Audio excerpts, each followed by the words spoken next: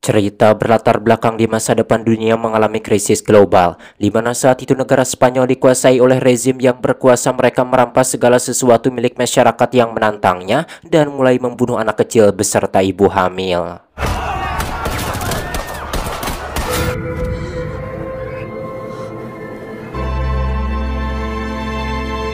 Dan di sini kita diperlihatkan dengan sepasang suami istri bernama Nico dan Mia yang sedang hamil tua melakukan rencana untuk pindah ke negara Irlandia dengan cara menyusup ke dalam kontainer kapal kargo.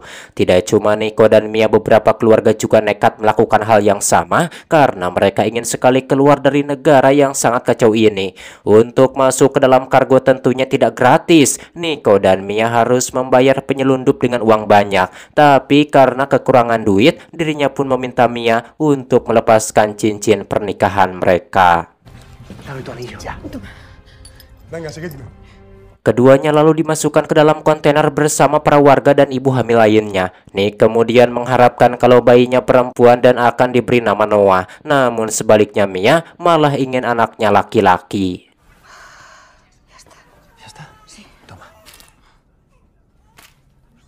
¿Tú sabes algo de los irlandeses? ¿Qué? Mejor no comer ahora. Hay que reservarlo para cuando lleguemos. Esteban, y que se calle. Que te quiero más que ayer. Todo va a ir bien, ya lo verás. Setelah menunggu semalaman di dalam kontainer, mereka tiba-tiba dikejutkan dengan para penyelundup yang membawa banyak orang yang juga ingin pergi meninggalkan negara ini. Para penyelundup itu lalu membagi dua kelompok yang akhirnya membuat Nico terpisah dengan Mia. Nico dimasukkan ke dalam kontainer warna hijau dengan nomor 107, sedangkan Mia berada di dalam kontainer warna oranye bertuliskan Nowhere. Nico, 107, verde. Karena takut kehilangan Nico, Mia pun menelponnya dan mengatakan kalau dirinya tidak ingin ditinggalkan sendirian. Namun sebagai seorang suami, Nico tetap menenangkan Mia dan mengatakan bahwa semua ini akan berjalan lancar. Todo va a ir bien. Hablamos ahora. Te llamo en un rato. Kedua kontainer itu kemudian mulai dibawa ke pelabuhan, di mana di tengah jalan Mia melihat bagaimana para warga dianiaya dan ditangkap oleh tentara rezim.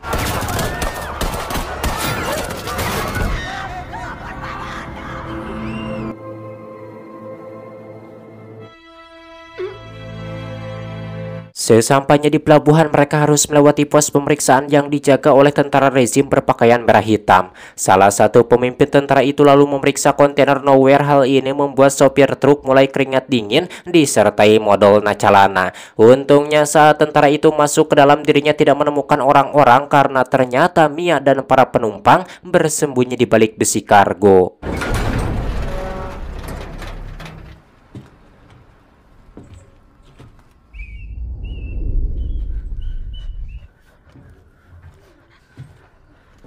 Namun tentu saja hal ini membuat si tentara merasa ganjal karena seharusnya ruang kargo berdiameter panjang. Lalu dirinya menyuruh anak buahnya menembak di bagian paling belakang. Dan benar saja, ternyata masih ada ruangan lagi di balik kontainer. Dale.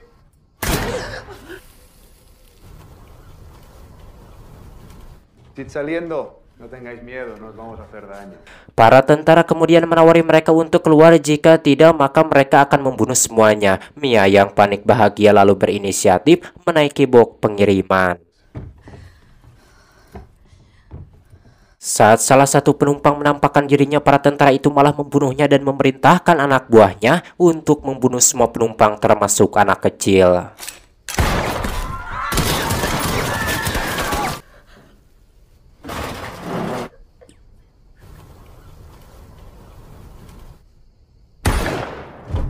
Sementara Mia terbebas dari maut karena bersembunyi di atas box pengiriman dan menjadi satu-satunya penumpang yang selamat. Setelah dibersihkan, Nowhere diangkat ke dalam kargo kapal dan akan dikirim ke Irlandia. Mia yang khawatir dengan Nico lalu mencoba menelponnya, tetapi sayangnya tidak ada jawaban. ¿Dónde estás? ¿Por qué no me contestas? Ketika kapal mulai berlayar, Mia menemukan tas milik penumpang yang isinya alat bor, 2 makanan, minuman, handphone, dan lampu pelintir.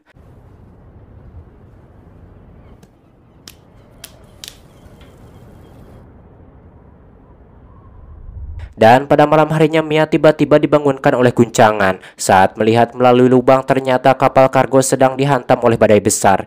Kemudian Mia berteriak meminta tolong kepada para penyelundup, namun mereka tidak mendengarkannya. Sampai akhirnya beberapa kontainer jatuh ke lautan sedangkan Mia terbentur dan pingsan.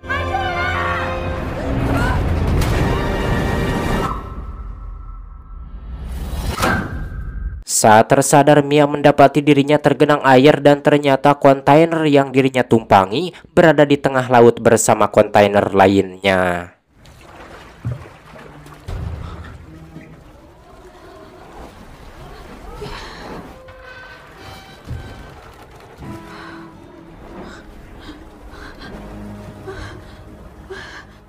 Tidak cuma itu, LCD HP Mia juga retak akibat terbentur yang mengakibatkan dirinya tidak bisa mengakses pola PIN-nya. Kemudian Mia mengambil handphone milik penumpang, tetapi sayangnya handphone itu memiliki PIN yang tentu saja Mia tidak mengerti apa kode PIN-nya.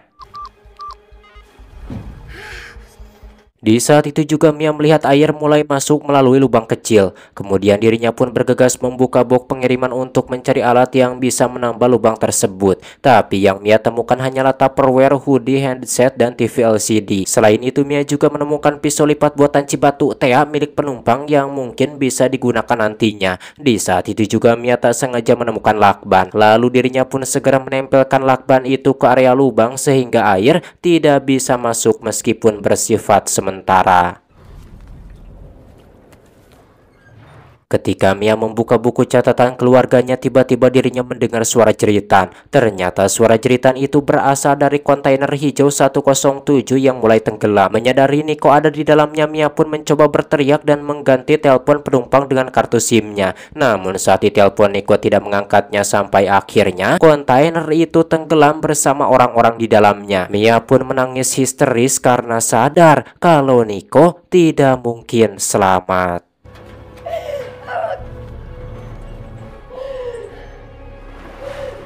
Malam harinya Mia mulai putus asa dan mencoba untuk mengakhiri hidupnya. Namun saat melihat bayinya mulai bergerak, dirinya pun mengurungkan niatnya.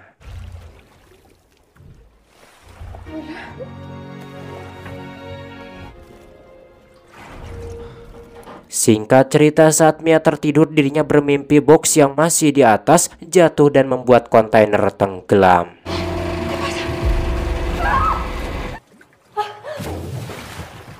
Setelah terbangun, Mia langsung menjatuhkan box tersebut untuk menjauhi kejadian seperti di mimpinya. Dan saat dibuka ternyata isinya cuma Tupperware yang membuat Mia kesal karena berharap isinya makanan. Meskipun begitu, Mia tak putus asa. Lantas dirinya mengambil karet dari tutup Tupperware dan menyumpalnya ke lubang sehingga air tidak masuk ke dalamnya. Setelah itu dirinya mengambil selang dari box TV LCD dan mulai menguras airnya yang mulai naik. Selain itu Mia juga menempel catatan sehingga dirinya tahu sudah berapa hari dirinya terdampar.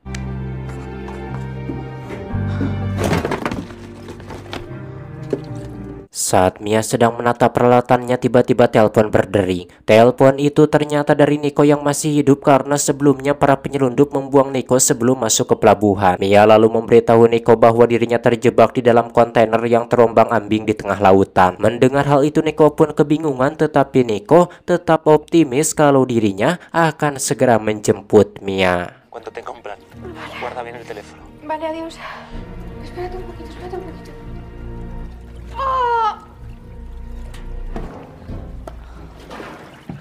Di malam harinya Mia mendapatkan kejutan dari alam di mana kontainer yang dirinya tumpangi melintasi di badai petir. Dalam situasi seperti ini air ketuban Mia pecah. Lalu dirinya pun mencari posisi yang pas dan mulai melahirkan bayinya.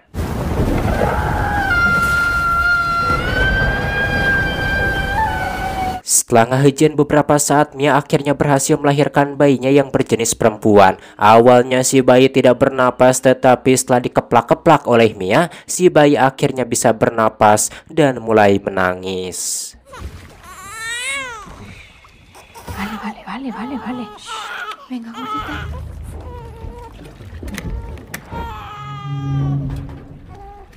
Di Di hari berikutnya, Mia memutuskan untuk membongkar atap kargo dengan bor yang dirinya temukan. Namun, suara yang dihasilkan membuat si bayi menangis, ditambah lagi air ASI Mia belum juga keluar. Ya lo sé. Perdona. Oh.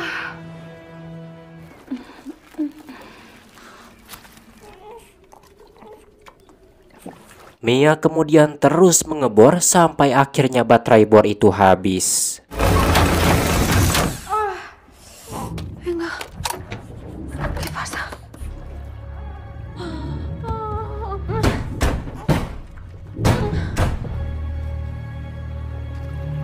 Mia kemudian dibuat kesal dengan HP Androidnya yang sama sekali tidak bisa mengakses pola. Di saat itu juga Mia melihat pisau lipat memiliki gergaji. Lalu dirinya pun menggunakan pisau itu untuk menggergaji atap kargo. Namun cara ini tentu saja sangat menguras tenaga. Ditambah lagi persediaan pangan Mia sudah habis. Así mejor, mi amor.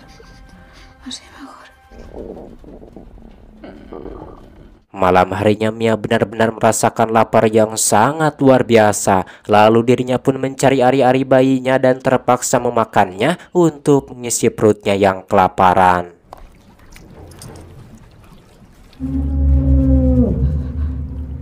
Di saat itu juga Mia dikejutkan dengan paus biru yang menyundul-nyundul kontainernya. Lantas Mia pun segera menggendong bayinya dan memukul-mukul kontainer untuk mengusir paus tersebut. Di hari berikutnya Mia kembali menggergaji atap dengan pisau lipat. Namun di tengah itu tiba-tiba pisaunya patah. Tentunya hal ini pun membuat Mia putus asa. Kemudian Mia pun terduduk lemas di belakang box, di mana di dalam posisi seperti ini Mia berhalusinasi melihat putri pertamanya bernama Uma yang telah dibunuh oleh tentara. Mia kemudian disadarkan oleh air hujan yang mulai memasuki atap. Melihat hal itu Mia pun mengambil beberapa Tupperware untuk menampung air hujan.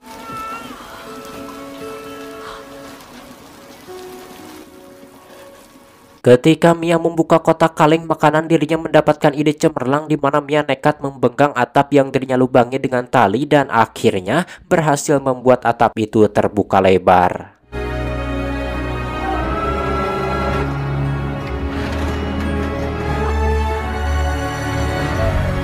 Lalu Mia membawa bayinya keluar sehingga dirinya bisa menghirup udara segar dan terkena sinar matahari.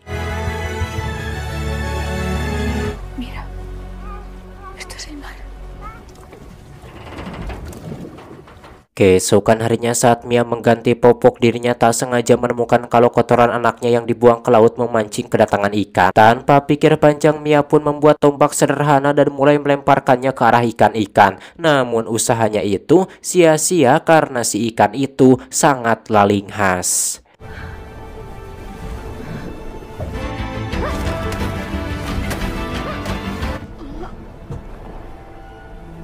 Di malam harinya Mia kemudian membuat jaring dari kabel-kabel TV. Setelah jaring jadi, dirinya langsung menggunakannya untuk memancing ikan dan ternyata cara ini berhasil.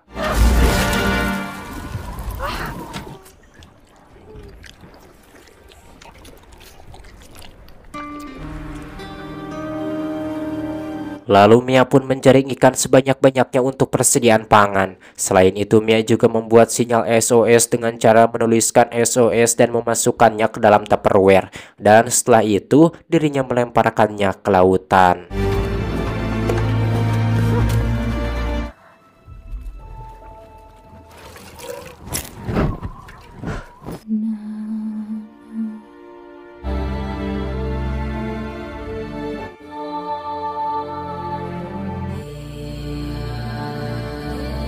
Malam harinya Mia mendengar suara ketukan dari luar. Lalu Mia pun membawa bayinya keluar dan menemukan bahwa suara itu berasal dari Tupperware SOS-nya. Di waktu yang sama Mia mendapatkan telepon dari Nico karena tombol angkatnya cuma beberapa senti saja. Jadi Mia pun bisa mengangkat telepon tersebut. Nico kemudian berbicara dengan Mia dengan nada tertati-tati. Rupanya Nico baru saja mencuri skateboard, tetapi dirinya terkena tembakan tentara yang membuatnya kehilangan banyak darah. Maka dari itu Nico ingin mengucapkan selamat tinggal kepada Mia. Sebelum meninggal Mia memberitahu Nico kalau bayinya akan diberi nama Noah sesuai permintaan Nico. Preciosa y fuerte y divertida y me hace reír. Hola, princesa. Soy papá. Mi amor se llama Noah. No, en ese trocito todo estará bien.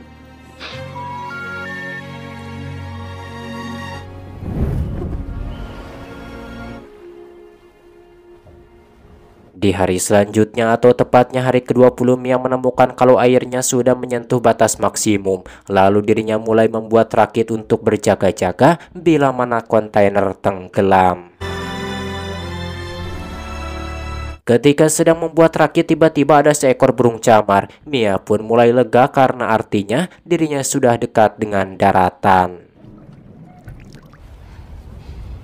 Di malam harinya Mia mendapati kalau kontainer mulai tenggelam. Lalu Mia pun nekat masuk ke dalam untuk mengambil makanan pemberian Nico. Namun saat hendak mengambilnya, kaki Mia tersangkut tali sedangkan Noah yang berada di atas rakit mulai tersapu ombak.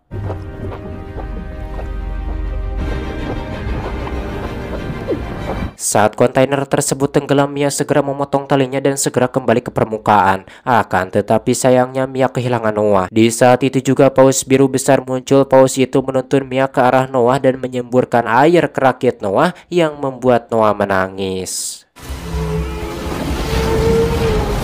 Mia lalu mendekati putrinya, tetapi dirinya tidak bisa naik karena rakitnya terlalu kecil. Yang bisa Mia lakukan hanyalah nyekelan kana rakit dan mengikat tangannya ke rakit tersebut.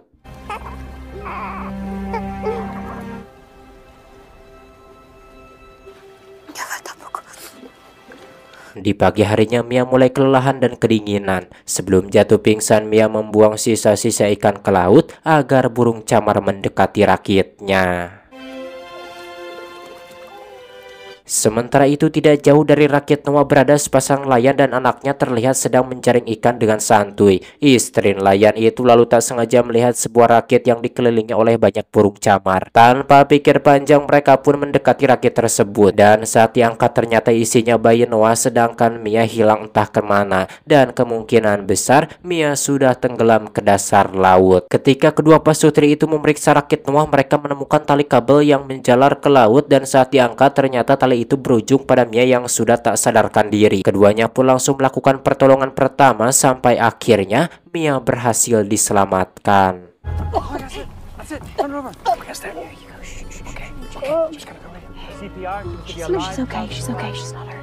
Mia kemudian langsung menggendong bayinya dan menangis bahagia karena dirinya selamat dan segera dibawa ke pulau Irlandia.